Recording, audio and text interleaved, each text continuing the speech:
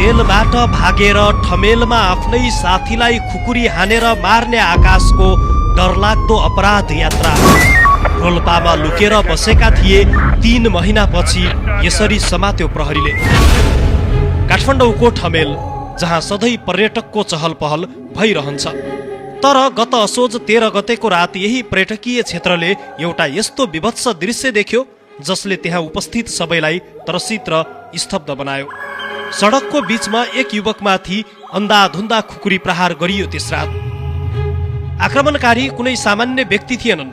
उनी थिए दाङका आकाश मगर, ललितपुरको नक्खु कारागारबाट भागेका एकजना फरार कैदी। आजको यस रिपोर्टमा हामी यही घटनाको तहसम्म पुग्ने प्रयास गर्दैछौँ। आकाश मगर नक्खु कारागारबाट कसरी बाहिर निस्किएर जेलबाट निस्कन साथ उनले किन आफ्नै साथीको ज्यान लिने बाटो रोजे। यस घटनाको जरो भदौ 24 गतेको चर्चित जेनजी आन्दोलनसँग जोडिएको छ। सामाजिक सञ्जालमाथिको प्रतिबन्ध र भ्रष्टाचार विरुद्ध उठेको त्यो आन्दोलनले देशभर असन्तुष्टिको लहर फैलाएको थियो। सडकमा मात्र होइन, त्यसको असर कारागारभित्रसम्म पुगेको थियो। देशका विभिन्न कारागारबाट कैदी बन्दीहरूले आन्दोलनको मौका छोप्दै बाहिर निस्किने प्रयास गरे र थुप्रै कैदी बन्दी निस्किए पनि। बाहिरको विशाल भिड र अराजक अवस्था नियन्त्रणमा लिन सुरक्षाकर्मीहरू व्यस्त हुँदा कारागारभित्रको सुरक्षा व्यवस्था खुकुलो बन्दै गयो। त्यही अव्यवस्था, धुवा र भागदौडको फाइदा उठाउँदै थुप्रै कैदी बन्दीहरू कारागारको पर्खाल नाग्न सफल भए त्यस दिन।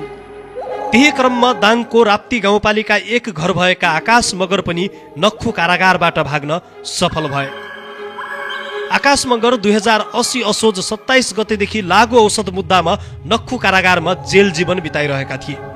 उनीसँगै अन्य कैदीबन्दीहरू पनि फरार भएका थिए त्यस दिन। तर आकाशको मनमा भने बाहिर निस्किएपछि अर्कै भयानक योजना बुनिएको थियो।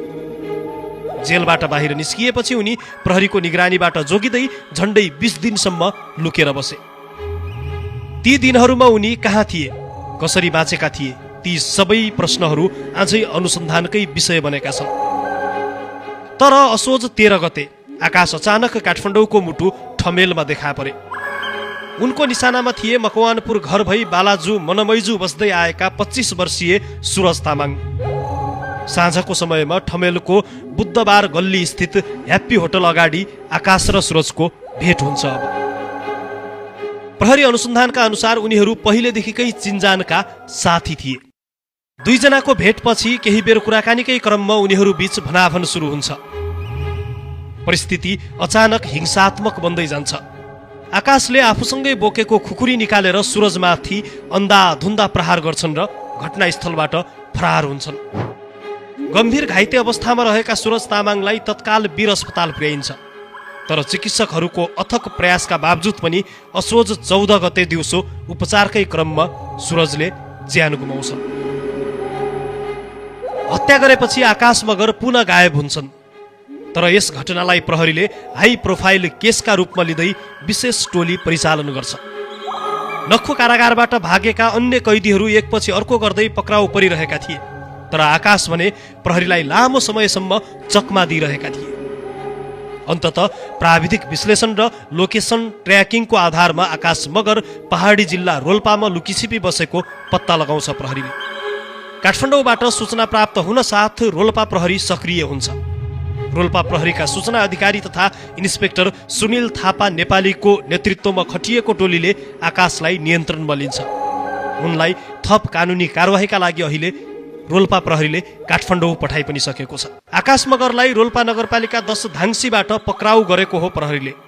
पक्राउ परेका अभियुक्तलाई थप अनुसन्धान तथा आवश्यक कानुनी कारवाहीका लागि प्रहरी वृत्त लैनचौर काठमाडौँमा राखिएको छ। अहिले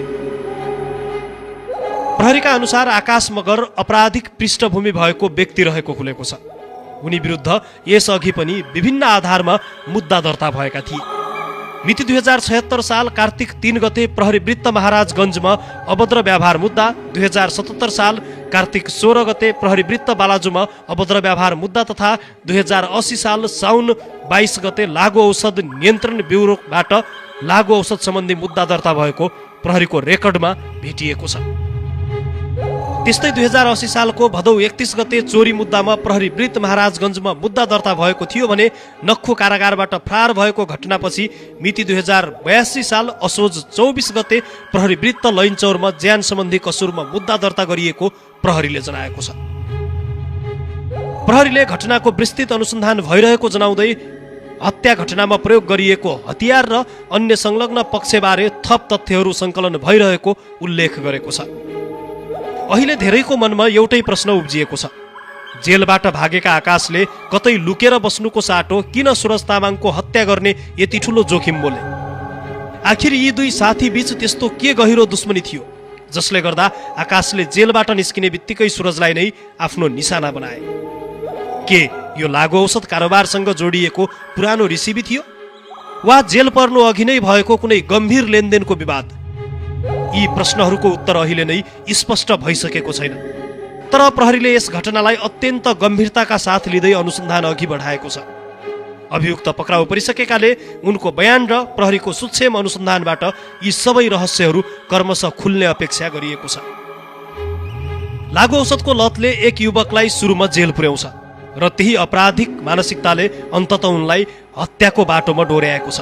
आज आकाश मगर फेरि जेलको त्यही कोठरीमा फर्किएका छन्, तर यसपटक उनको काँधमा जेल ब्रेक र कर्तव्य ज्यान जस्ता गम्भीर मुद्दाहरू थपिएका छन्।